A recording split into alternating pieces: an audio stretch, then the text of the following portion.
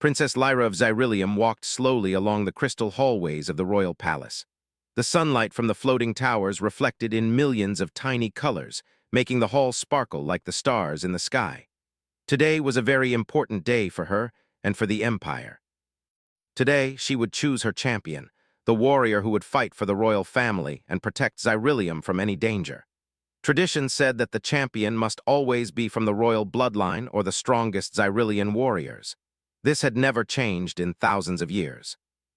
Every ruler of Xyrillium followed this rule without question, but Lyra had never been a girl to follow rules blindly. She had seen the stars beyond her world and wondered about the creatures that lived on distant planets. Among all these worlds, one had always fascinated her most: Earth. She remembered the first time she had seen humans. They were small, fragile, and completely different from her people. They were not taller than a Xyrillian child and had no energy weapons, no crystal armor, and no mind-linking abilities. Yet there was something about humans that fascinated her. They were creative, bold, and unpredictable. They could survive in ways her people never could. In her heart, she believed that perhaps one day, a human could be more than just a visitor. Perhaps a human could be a hero. The Grand Hall was already filled with the most elite Xyrillian warriors. They wore armor that glimmered like liquid metal and carried blades that hummed with energy. Each warrior stood proud, ready to prove their strength. Lyra could feel the tension in the air. Everyone expected her to choose one of these warriors. After all, no human could possibly match a Xyrillian in combat. The elders, the wisest and oldest members of the royal court, approached her. Their robes floated softly in the light, and their eyes seemed to look through her. "Princess Lyra," said Elder Veyron, his voice calm but firm, "today you will select the champion. Remember, tradition is the backbone of Xyrillium. We cannot allow mistakes." Lyra nodded politely, though inside her heart raced with excitement. She had already made her decision. As the trials began, the warriors demonstrated incredible skill. Some moved faster than light could seem to travel, others lifted weights heavier than mountains, and a few even demonstrated mind-linking, connecting with the energy of the planet itself.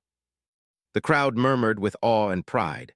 Surely anyone could see that the champion should be one of them. But Lyra's eyes were not on the warriors. Her eyes were on the human, Kale. He was a young envoy from Earth, tall by human standards but small compared to the Xyrillians.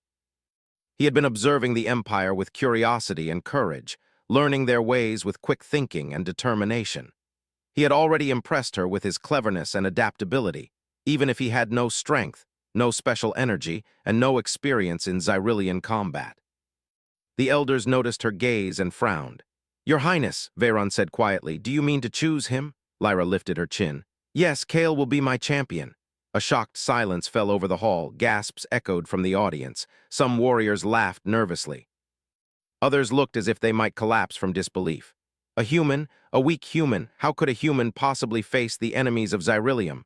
"Princess," another elder, Celira, said with a sharper tone, "this is madness. The human has no experience, no training, no ability to survive in combat against our enemies. Tradition exists for a reason. You cannot." "I can," Lyra interrupted, her voice firm but calm. "I have seen the human's courage. I have seen his mind and his heart. That is why I choose him, not because of his size or his strength, but because he is unpredictable, creative, and brave. That is what a true champion needs." The room was tense. Nobody moved. Nobody dared to speak again. Lyra raised her hand, signaling for the ceremony to continue. Kale stepped forward, his eyes wide, filled with both fear and wonder. He had never imagined he would be chosen for such an honor, especially by an alien princess in a world so different from his own. Lyra approached him, her crystal dress shimmering in the sunlight. "Kale," she said softly, "today you begin your journey as my champion. You will face tests beyond anything you have known, but I will guide you. You will learn the ways of my people, and together we will face whatever dangers come to Xyrillium." Kale swallowed hard. He looked at the crowd, at the warriors, and then back at Lyra. I will do my best," he said, his voice steady despite the trembling in his heart. Lyra smiled. "That is all I ask." The first trial was simple by Xyrillian standards, a test of agility. The warriors moved through a series of floating platforms suspended in midair. Kale watched and mimicked their movements, stumbling at first, almost falling into the void below. But he quickly adapted, finding his own rhythm. While he could not jump as far or land as gracefully as the Xyrillians, he used his balance and quick thinking to navigate the platform safely. The crowd murmured. Perhaps the human had some potential after all. Lyra's eyes sparkled with approval. Next was the test of strength. Huge boulders, each glowing with energy, needed to be lifted and moved. Kale could barely budge them, while the warriors lifted them as easily as children lifting pebbles. Yet Kale did not give up. He used levers, pulleys, and his surroundings cleverly, moving the boulders in ways no one expected. By the end of the trial, he had completed the task, earning whispers of admiration even from the skeptics. The final trial was the test of strategy. Lyra had designed a simulated battle, projecting holographic enemies in a complex terrain. Kale observed the simulation carefully. The warriors rushed in with force, attacking enemies head-on, confident in their superior strength. Kale paused. He thought, analyzed, and then made a plan. Using unexpected moves, small traps, and clever distractions, he defeated the holographic enemies efficiently, impressing everyone present. Lyra clapped her hands. "Well done," she said, pride shining in her eyes. "You have shown courage, intelligence, and the ability to adapt. These are the qualities of a true champion." The elders were silent, some frowning, some whispering among themselves. They could not deny that Kale had succeeded, even if he did not follow the traditional methods. Lyra had chosen wisely, even if it was against centuries of custom. After the ceremony, Lyra and Kale walked together through the palace gardens. Strange, glowing flowers floated gently in the air, and soft streams of energy ran like rivers through the trees. Kale was still in awe. I don't know if I belong here," he admitted quietly. "You do," Lyra said, her voice soft but firm. "Being a champion is not just about power, it is about heart, courage, and thinking beyond what others expect. You have all of these. You are human, yes, but that is exactly why you are special." Kale looked at her, a mix of gratitude and determination in his eyes. "I will not let you down," he promised. Lyra smiled. "I know you won't, and together we will face whatever comes next." Xyrillium has survived for thousands of years, but it will survive longer with new ideas, new strength, and a human champion. As they walked, the sun of Xyrillium set behind the floating towers, painting the sky with colors no human could describe. In that moment, Kale realized he had entered a world unlike any he had ever imagined, a world of wonder, challenge, and adventure. And he knew that his journey had only just begun. The Empire would watch closely, the warriors would doubt him, and dangers beyond their stars would soon appear. But for now, Kale had won the first battle, the battle of proving that even a human could be a champion in a world far larger, stronger, and stranger than his own. And Princess Lyra had taken the first step toward changing tradition forever. The morning sun of Xyrillium glimmered across the floating towers, painting the crystal surfaces with gold and blue light. Princess Lyra stood on the balcony of her private training chamber, her eyes focused on Kale as he prepared for the first real training session. The human champion had already passed the ceremonial trials, but now came the true test, learning the ways of Xyrillian warriors. Kale flexed his fingers, feeling the unfamiliar weight of the energy gauntlets Lyra had placed on his arms. The gauntlets shimmered softly, responding to his thoughts, a strange technology he had never seen before. Even now, he was amazed by the possibilities, but he also felt nervous. The warriors of Xyrillium trained for years to master these tools. Could a human like him ever succeed? Lyra approached him with a gentle smile. "Kale," she said, "today we begin your real training. Strength alone is not enough. You must learn to move with the energy of the world, to think faster than your opponent, and to use every advantage your mind can create." Kale nodded, swallowing his fear. "I'll do my best," he said, and he meant it. The first exercise was one of speed and agility. Lyra led him to a large arena filled with floating platforms, energy beams, and shifting obstacles. The warriors had trained here for years, but Kale had only seen it once before during the trials. "Focus on your center of balance," Lyra instructed. "Your strength is limited. You must use your brain as much as your body." Kale took a deep breath. He jumped onto the first platform, stumbled, and almost fell. His heart pounded. The platforms moved in ways he did not expect. But slowly he adjusted. He noticed patterns, timing, and the way the energy beams pulsed.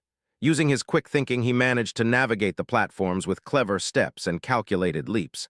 Lyra watched silently, impressed. Kale was learning differently than a Xyrillian would. He was slower in raw movement, but he anticipated the dangers in ways that no warrior had thought of before.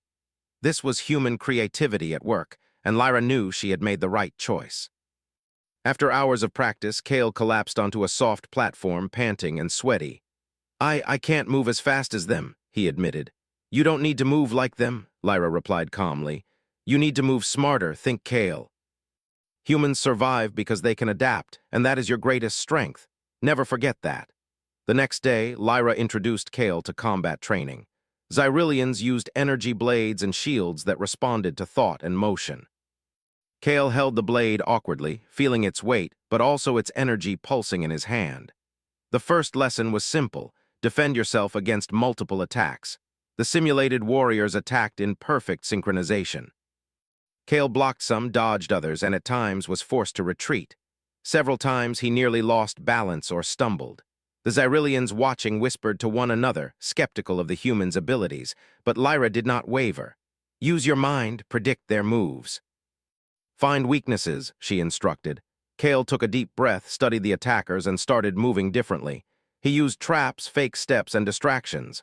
Slowly, he began to turn the tide. The human was not fast or strong like the warriors, but he was clever, and his creativity allowed him to outsmart them. By the end of the day, Kale was exhausted, but he had learned an important lesson. Strength alone was not enough. His mind, his ideas, and his courage were equally important. Days turned into weeks. Training became more difficult. Lyra taught Kale the Xyrillian art of energy manipulation. Using the energy of the planet, warriors could amplify their strength, move faster, or create barriers. Kale struggled at first. The energy felt strange, almost alive, and resisted him. His human body was not naturally attuned to it, but Kale refused to give up. He experimented, observed the energy, and slowly learned to connect with it in his own way. Unlike the Xyrillians, who forced the energy into their bodies through pure power, Kale used his creativity, bending it subtly to his will. The result was not the same as a Xyrillian, but it was effective. Sometimes his human methods even worked better than the traditional ones. Lyra watched with pride. "You are learning faster than I expected," she said one evening as they rested by the floating gardens. The sky above was full of stars, some familiar to Kale, others completely unknown. "Your way is different, but different is not wrong. Your way is human and it is powerful." Kale smiled, feeling more confident than ever. "I just hope it's enough," he said quietly. "The Empire will face real threats soon. I need to be ready." Lyra nodded. "And you will be, but strength alone will not save Xyrillium. You must also understand people. Our allies, our enemies, even our own warriors. A true champion must think, lead, and inspire." Kale realized then that being a champion was not just about fighting. It was about understanding, strategy, and trust. One afternoon, Lyra introduced Kale to the final stage of training: teamwork. The human would not fight alone. He had to work with the Xyrillian warriors who were still skeptical of him. The exercise was a simulated battle against a fleet of invading ships. Kale had to lead a team of elite warriors, many of whom doubted his abilities. The simulation began. The warriors rushed forward, confident in their strength, and quickly found themselves trapped in a complex pattern of obstacles and enemy attacks. Kale stayed calm. He observed the battlefield, noticed weaknesses in the enemy patterns, and gave precise instructions. "Move left, block their energy beams, wait for my signal," he shouted. The warriors hesitated at first, unsure if they should follow a human's command. But slowly they saw his plan working. Using clever maneuvers, they avoided traps, trapped the enemy in narrow corridors, and neutralized the attacks efficiently. By the end of the simulation, the human had led the warriors to victory. Lyra clapped, her eyes shining with pride. "Kale, today you proved that a true champion is not just about fighting. It is about strategy, leadership, and trust. You have shown all of these." Even the skeptical warriors looked at Kale differently now. They could no longer deny his talent, his courage, and his ability to inspire. A human could be a champion, but Kale's training was not over. Lyra warned him that the Empire's enemies were growing stronger. Word had reached Xyrillium that a neighboring empire, the Voraxians, were mobilizing. They had a reputation for ruthless warriors, advanced weapons, and cunning generals. Kale had to be ready for anything. As Kale trained, he also learned about Xyrillian culture, history, and diplomacy. He visited the libraries of the Empire, filled with crystal tablets that recorded thousands of years of knowledge. He learned about past champions, great battles, and even mistakes that Xyrillium had made in its long history. Through these lessons, Kale began to see the Empire not just as a place of battles and warriors, but as a living world, full of wisdom, challenges, and beauty. He felt a deep respect for Lyra, who had entrusted him with so much responsibility, and he began to care not just for her, but for the people of Xyrillium themselves. Weeks passed, and Kale grew stronger, faster, and wiser. Lyra continued to guide him, challenging him in new ways each day. They sparred together, studied together, and sometimes even laughed together. Slowly, a bond formed between them built on trust, respect, and mutual admiration. One evening after a long day of training, Kale stood on the balcony looking out at the stars. Lyra joined him silently, watching as he absorbed the view. "Do you ever get homesick?" she asked softly. Kale shook his head. "A little," he admitted. "But I feel like I belong here too. You've given me a purpose I never imagined." Lyra smiled. "And you've given us hope. The Empire needed someone who could see things differently, someone brave enough to change what others cannot. You are that person, Kale." Kale felt a surge of determination. He knew that the real test was coming soon. The Voraxians were not far away, and when they arrived, Xyrillium would need more than clever thinking and training. They would need courage, leadership, and unity. Kale was ready to give everything he had, and he was not alone. Lyra would be by his side, guiding him, fighting with him, and believing in him when no one else did. The human champion and the alien princess stood together, looking at the horizon, knowing that their bond, their training, and their courage would soon be tested. And Kale, once a visitor from a distant world, was no longer just a human. He was a warrior, a strategist, and a champion in a world that had never seen his kind before. Xyrillium was preparing for a challenge unlike any it had faced in centuries. And with Kale by her side, Princess Lyra knew they had a chance to survive, to win, and to prove that courage and ingenuity could triumph over strength alone. The journey had only just begun. The sky above Xyrillium had darkened with the arrival of the Voraxian fleet. Towering ships, black as night and humming with dangerous energy, moved into position, surrounding the floating cities of the Empire. The people of Xyrillium watched in fear and awe, knowing that this could be the greatest threat they had faced in centuries. Princess Lyra stood on the highest balcony of the royal palace, her crystal armor shimmering in the dim light. Beside her was Kale, the human champion, now strong, confident, and ready. Months of training had transformed him. He had learned the ways of the Xyrillians, adapted their energy techniques, and even created new strategies that no Xyrillian had imagined.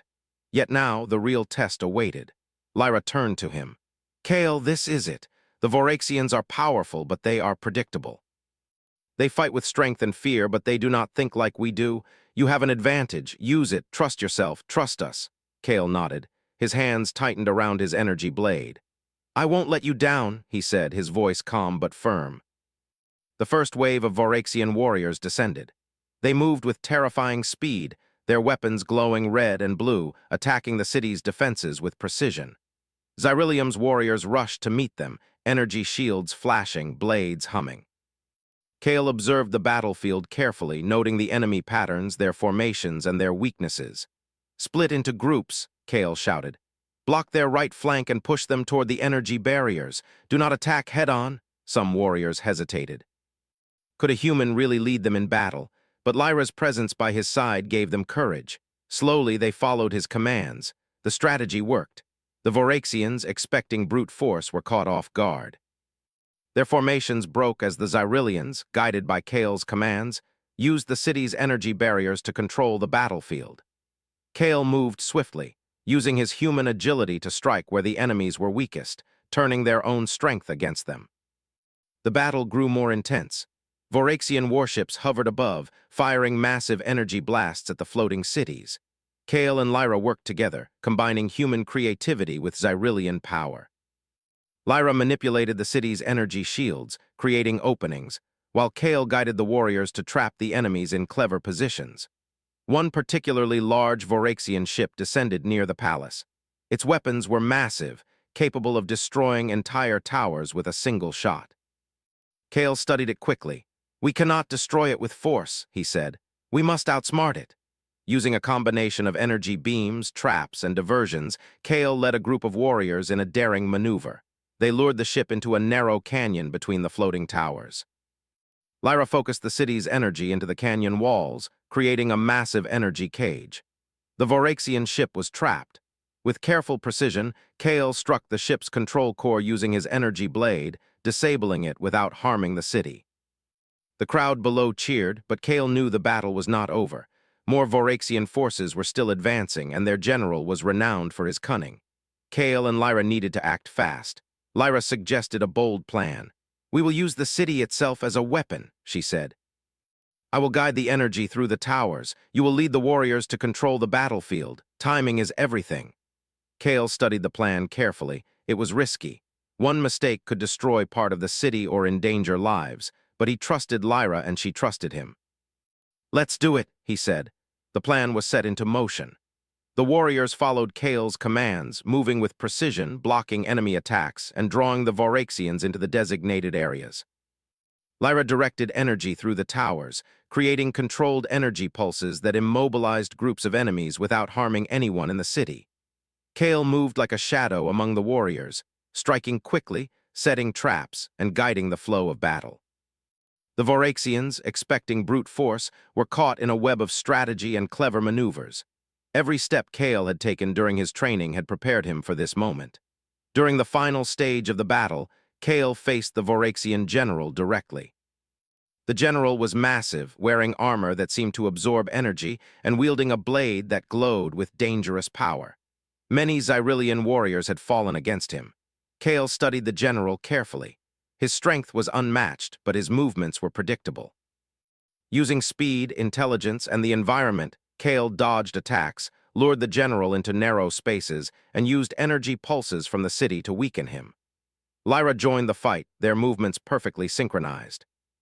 Together, they struck at the general from two angles, confusing him, disrupting his rhythm, and finally, with one precise strike, Kale disabled the general's weapon. The Voraxian leader fell to his knees, defeated. With their leader gone, the Voraxian forces began to retreat. The Xyrillians cheered, victorious. Kale had not only fought bravely, but he had led the warriors to a victory that seemed impossible just months ago. The elders approached Lyra and Kale. Elder Veyron's eyes were wide with astonishment. "Princess Lyra and Kale, you have done what no one believed possible. You have saved the Empire and proven that courage, intelligence, and unity are more powerful than strength alone." Kale breathed heavily, exhaustion mixing with relief. He looked at Lyra, who smiled at him proudly. "You were amazing," she said softly. "You showed everyone that even a human can be a champion." Kale shook his head, smiling. "We did it together. I couldn't have done it without you." The citizens of Xyrillium gathered in the floating gardens, cheering, singing, and celebrating their survival. Banners waved in the wind, and the crystal towers shone brighter than ever. Kale was no longer a stranger from a distant planet.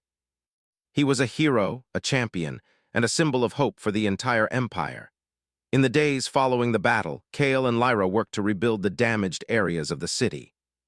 They visited the warriors, offering guidance and encouragement, and helped plan new defenses in case the Voraxians returned.